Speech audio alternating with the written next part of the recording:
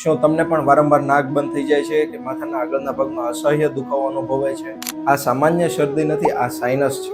સામાન્ય રીતે આપણા ચહેરાના હાડકાની અંદર ખાલી જગ્યા હોય છે, જેની અંદર પ્રવાહી ભરાતું હોય છે અને આપણું શરીર તેનો નિકાલ કરી શકતું હોય છે. પરંતુ જ્યારે ઇન્ફેક્શન થાય, સોજો આવે કે એની અંદર પસ ભરાય, ત્યારે આપણું શરીર તેનો નિકાલ કરી શકતું નથી, જેને સાઇનસાઇટિસ કહેવામાં આવે છે. આના લીધે ગંધ પારખવામાં તકલીફ પડવી, આંખોની આસપાસ સોજા રહેવા કે સતત માથું દુખવું, આવા સિમ્પટમ્સ જણાય છે.